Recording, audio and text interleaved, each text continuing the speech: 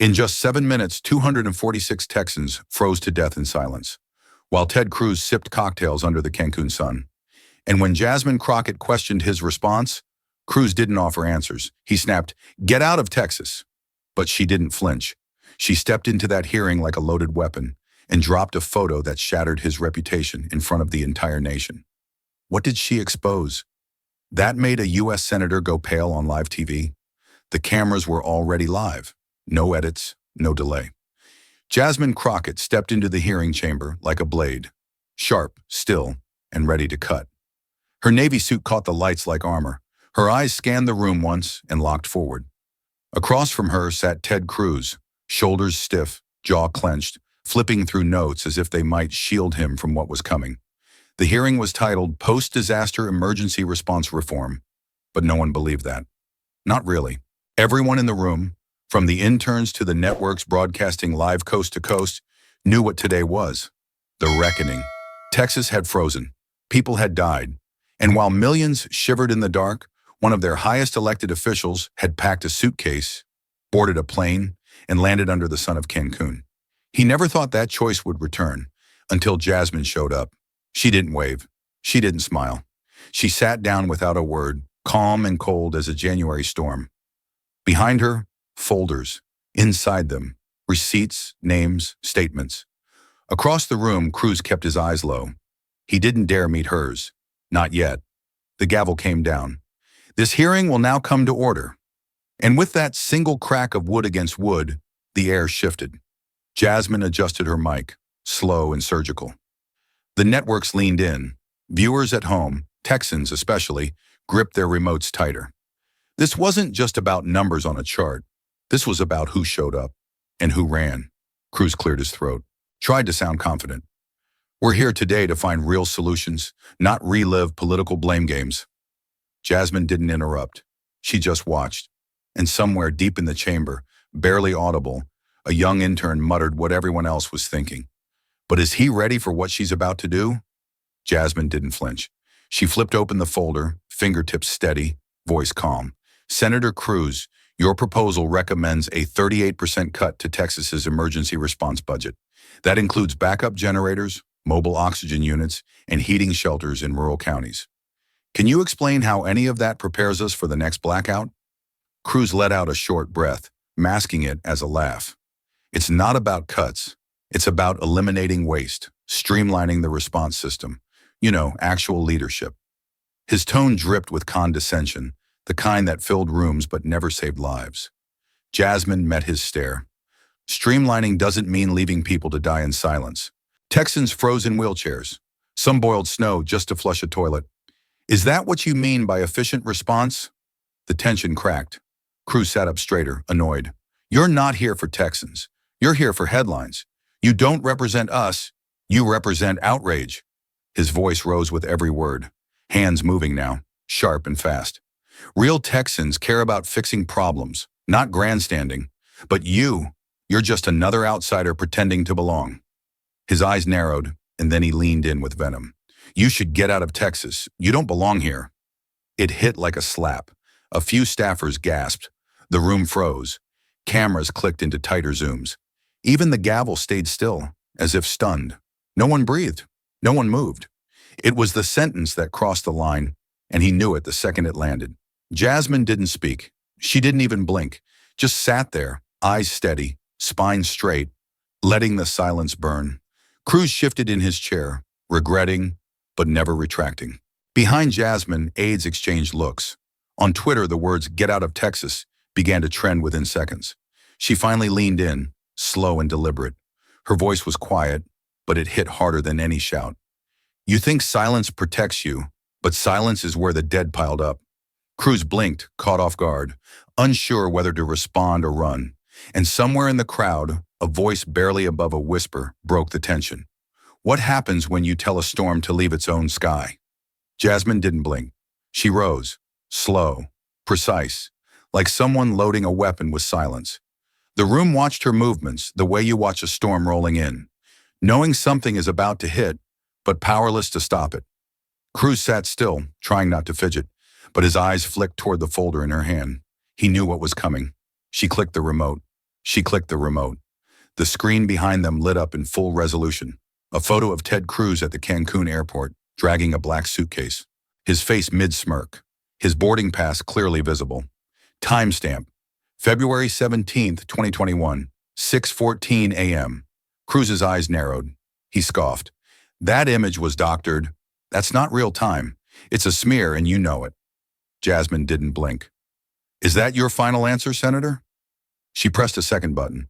A live stream recording began to play, unfiltered footage from a local traveler's Instagram. The same airport, same Cruz, same time. Only this time there was motion. His voice could be heard joking with staff, saying, "Glad I got out when I did. It's freezing back home." The room froze. Jasmine turned back, eyes like steel. Still think it's doctored? Or is the truth just too inconvenient to face? Jasmine didn't turn to look at the screen. She looked at him. Her voice was calm, but there was steel beneath it. While Texans melted snow to flush toilets, you were checking into a resort with ocean views. While seniors wrapped themselves in tin foil and prayed the night wouldn't take them, you were asking for turn-down service. No one in the chamber moved. The silence had weight. Even the journalist stopped typing. She stepped forward slightly. When the lights went out, I delivered blankets, checked on dialysis patients, hauled generators to homes that still had frozen pipes. You fled. Her voice didn't rise, but somehow it thundered. Cruz tried to swallow. His lips parted like he might speak, but nothing came. Behind Jasmine, the image lingered. His smirk, the warmth of the airport lights, the betrayal they captured in one frame. The contrast between his comfort and their suffering was too loud to ignore. She tilted her head. You told me I don't belong here, but I was here when the power died. I stayed when the bodies piled up. I showed up when Texas was on its knees. Her tone never cracked. That was what made it hit harder. Someone in the gallery whispered, "She just ended him." But Jasmine hadn't even raised her voice.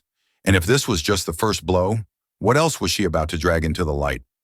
Jasmine didn't sit down. She held the silence like a blade, letting the last image of Cruz in Cancun soak into the walls.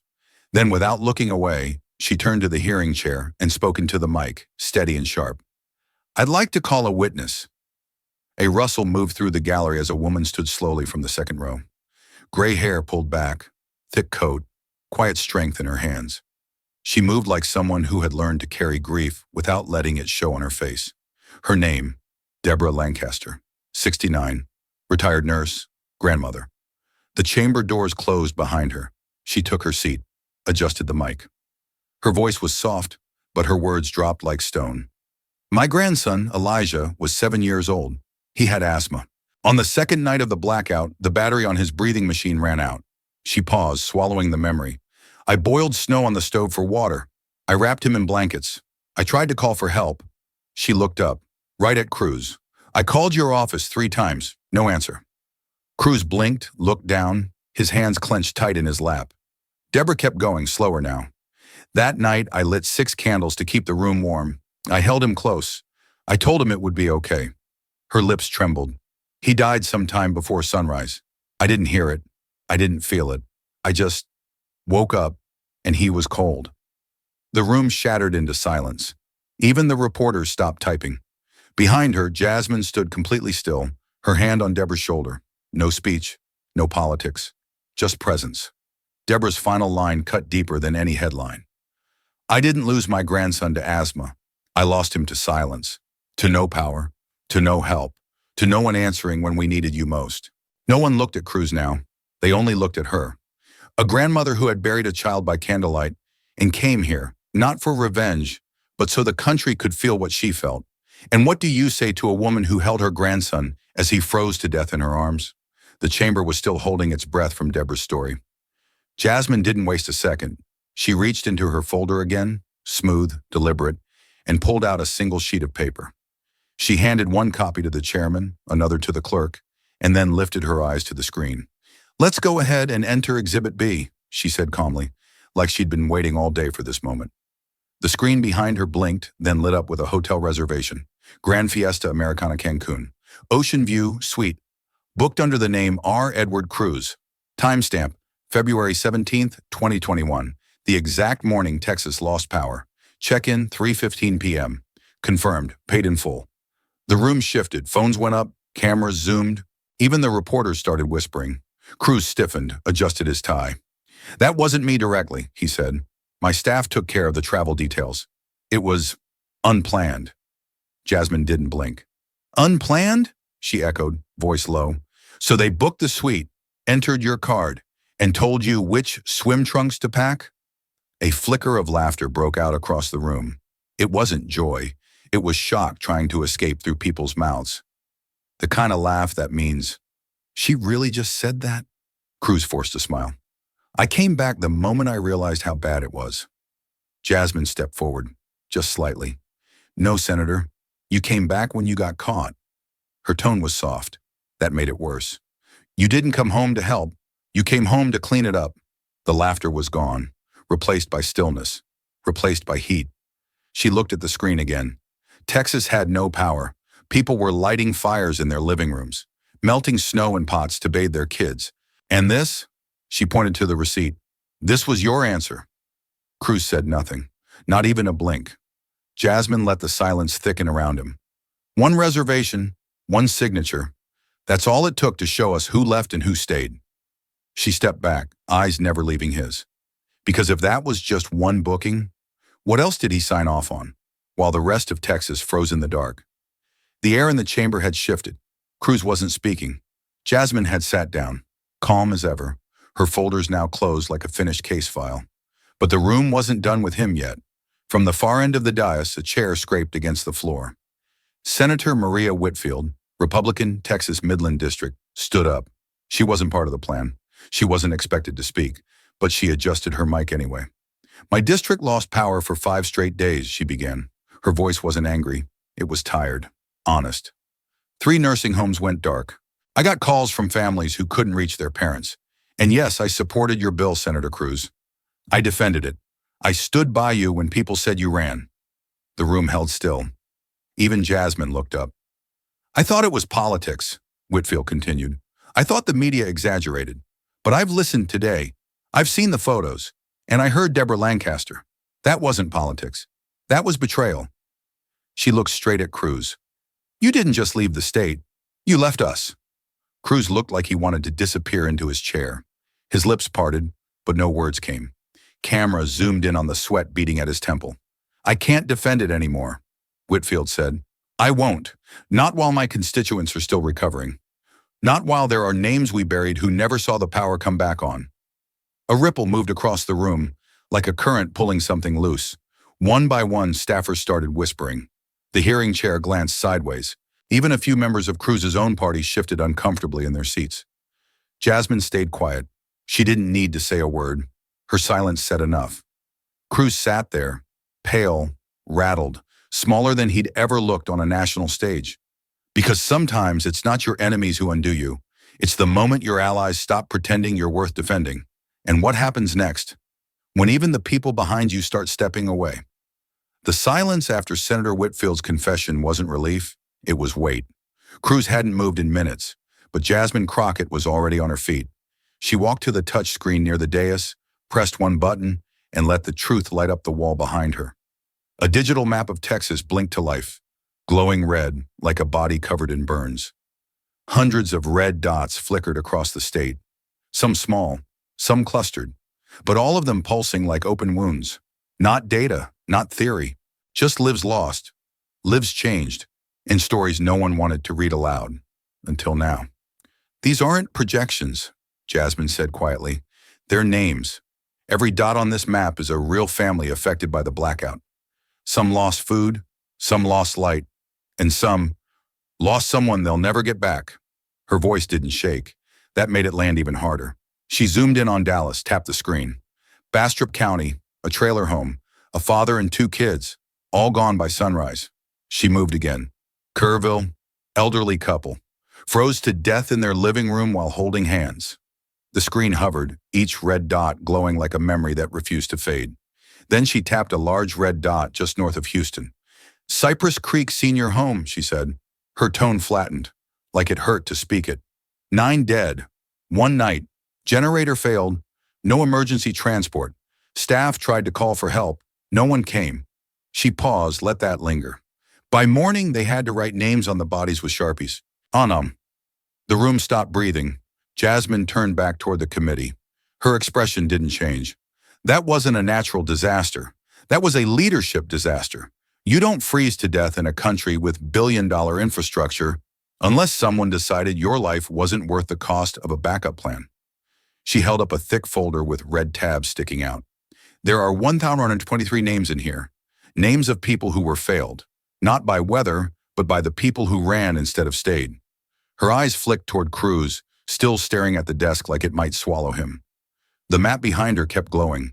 It looked less like a state now and more like a scar, because the question was no longer whether Texas had suffered. It was this: how many names does it take before shame finally turns into reckoning? The map behind Jasmine still pulsed with red, each dot a death, a name, a story. But she wasn't done. Not with numbers, not with paper. This time the truth would come in a voice, the one everyone in that room knew too well. She pulled a small flash drive from her folder. No theatrics, just one simple sentence. I received something this morning.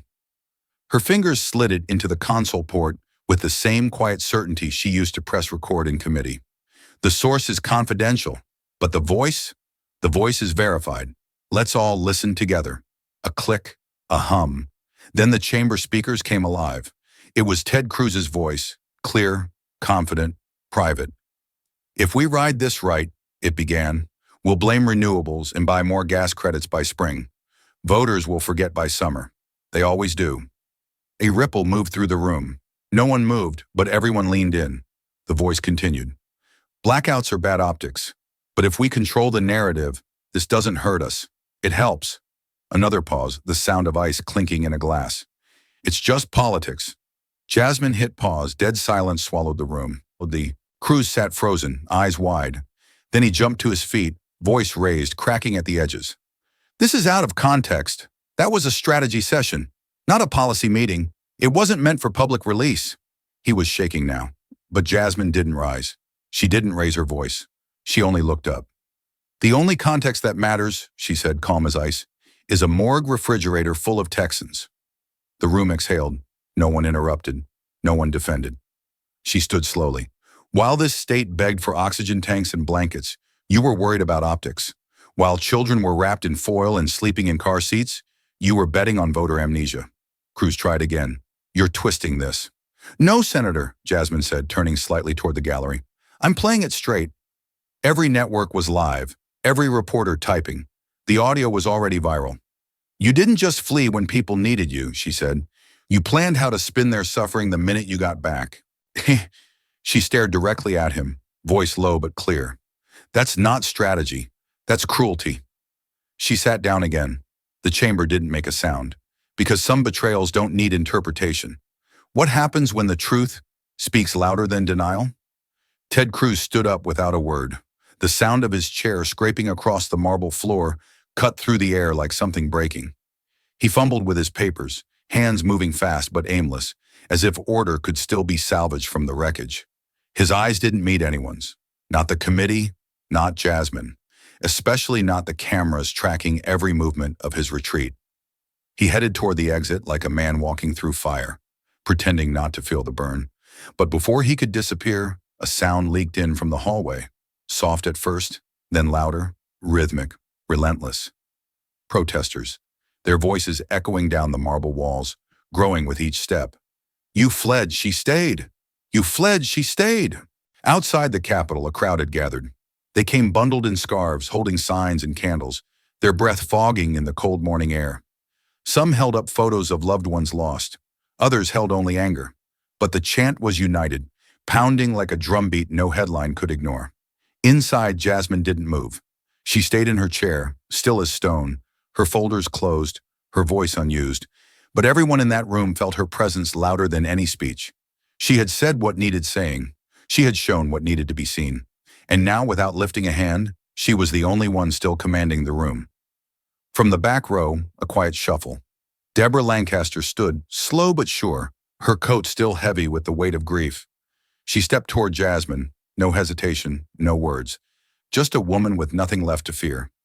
When she reached her, she opened her purse and pulled out a photo. She held it high, facing the room, her hand trembling but her arm firm. Elijah, 7 years old, lost in the dark, smiling in the photo like nothing ever hurt him. The room fell silent, not out of politeness, out of truth, the kind that chokes, not whispers. Two women stood side by side, one from Congress, one from the cold.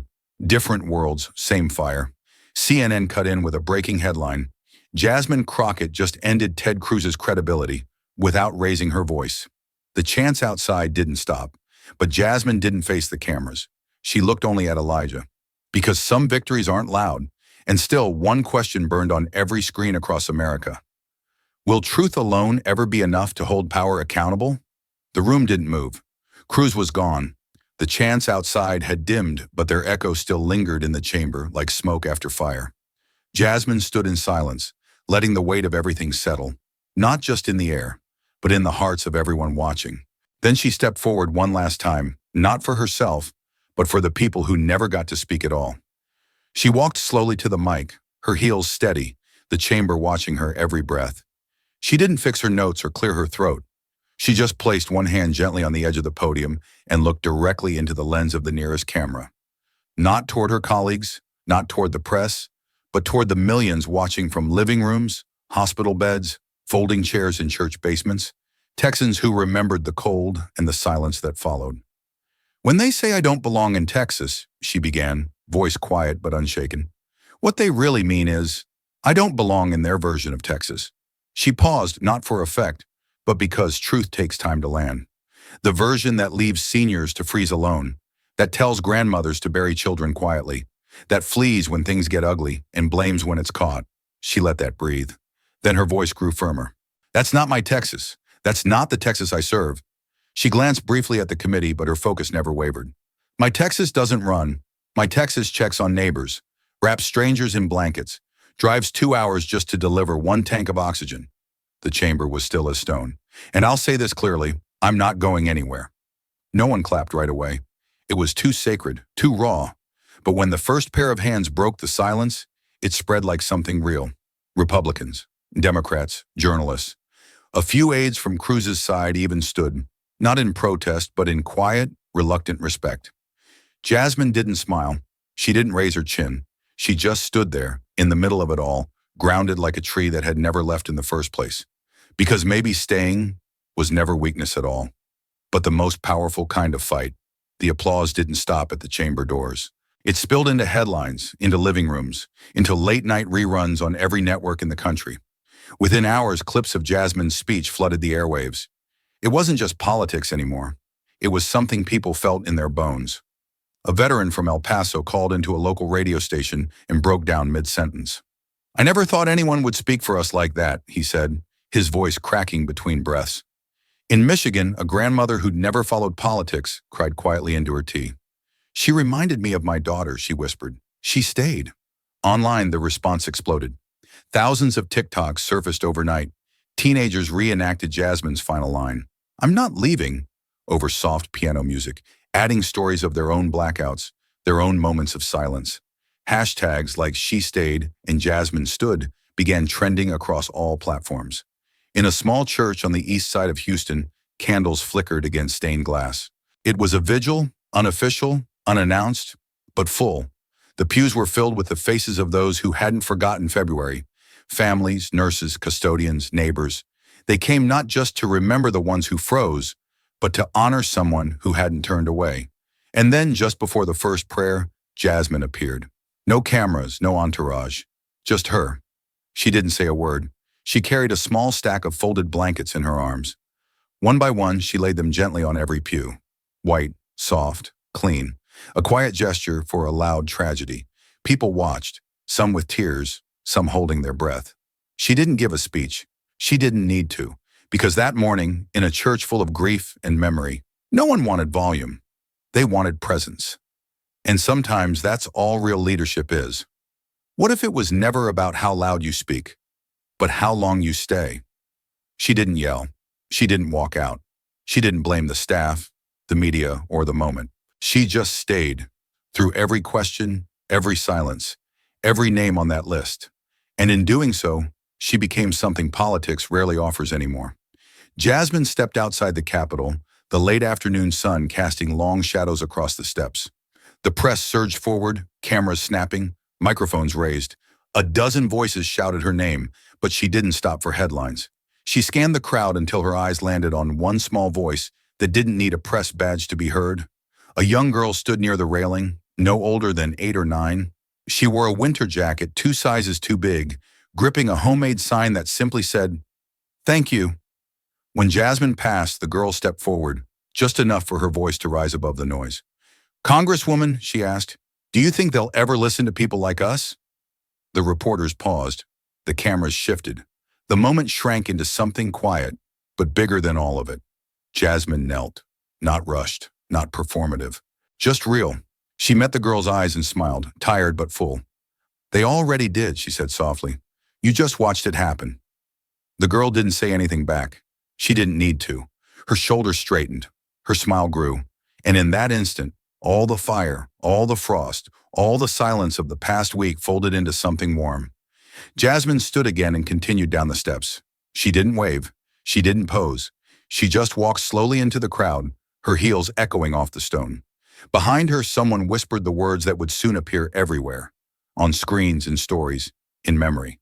She didn't yell. She didn't run. She didn't betray. She stayed. And then the final line faded in, one sentence left behind like a footprint in fresh snow. Sometimes leadership doesn't arrive with noise. It arrives with a blanket and stays through the storm. Not everyone needs a microphone to make an impact. Sometimes simply standing beside a grieving grandmother holding her grandson's photo is enough to silence an entire nation. Jasmine Crockett didn't choose noise, and she didn't choose escape. She chose to stay, quietly, firmly, as a reminder that dignity should never leave the halls of power. In your own life, have you ever chosen to stay when everything around you told you to walk away? Real courage doesn't shout, it endures, and it shows up when the lights fade. If this story moves something in you, don't let it stop here. Hit subscribe, like, and share so the spark can travel further. Because sometimes one small voice is all it takes to break the silence. This story is created for inspiration and reflection. It does not represent any individual or organization. Viewer interpretation and discussion are encouraged, but final responsibility rests with each audience member. Now it's your turn. Which moment made you pause and feel something true? Drop your answer below. I'll be reading your comments.